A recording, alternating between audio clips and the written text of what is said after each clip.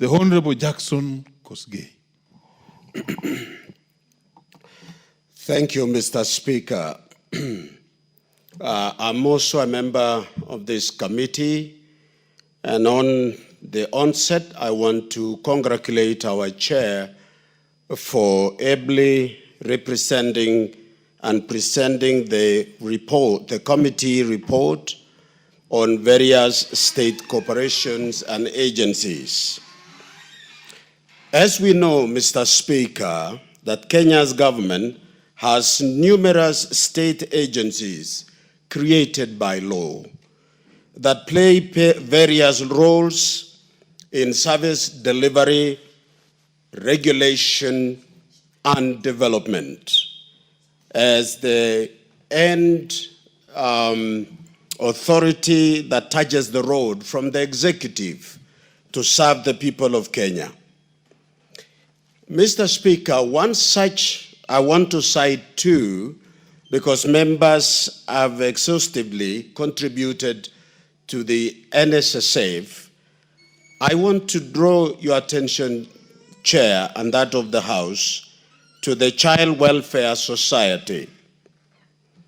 One, children are our heritage. The attention we pay to this particular institution will demonstrate how we, as parents and as leaders and as a country, care about the future of this country.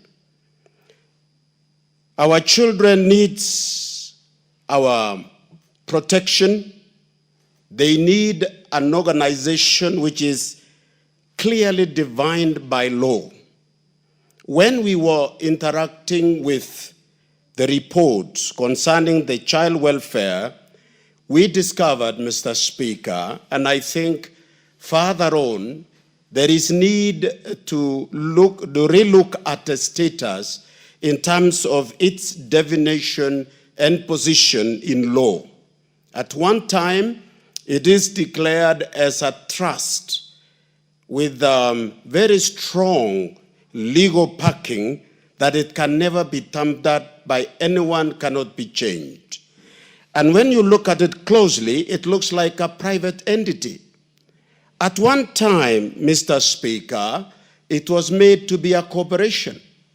At one time, that status has been repealed.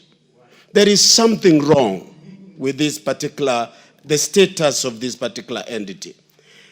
Number two, Mr. Speaker, I want to draw the attention of the House that in our observation, we discovered that amongst others, that state agencies, there is a laxity in terms of availing land which hosts development. Some of these institutions are served and they enjoy donor funding.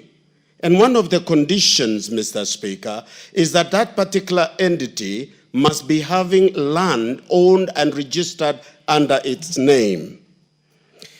I wish to remind the House, because we know about it, that the Constitution of Kenya, and I'm coming back to the importance of our children, in Article 53, Mr. Speaker, read together with the Children's Act, what they call the African Charter on the Rights and Welfare of the Child, which is another important instrument. It is important as we debate on this report, we pay attention to some details that children must enjoy our protection as a nation and as families, that they are entitled to that, to be protected from abuse, from neglect, harmful cultural practices, all forms of violence, inhumane treatment and punishment, and as such as exploitative labor. Mr. Speaker, I want to encourage that as we read this report to this House, there are two important things that we would like the members of this House and the nation to mind. Number one is funding. I do not understand, Mr. Speaker, why the fiscal planning of this country, those who are manning it, and especially the Ministry of National Treasury, would consider that giving a better budget to our children is a burden to our economy. This is an institution that requires a priority because it is about our future, Mr. Speaker. It is about the inheritance of this country. Number two, Mr. Speaker, is the recent merger of some entities. The reason given by the task force was that some of these entities were almost like a liability to the country. And they have included child welfare, that it's going to be merged with others. And they included some institutions that protects our children, like Kenya Film Classification Board. This is a regulator that regulates content, Mr. Speaker, that makes sure that what we watch in our houses are regulated and that our children are protected from harmful films. Now, recommendation that is before this House, which has come to us, is that these institutions should be dissolved and that the act protecting it should be repealed and the functions to be transferred as a department somewhere in a little corner in one of the ministries.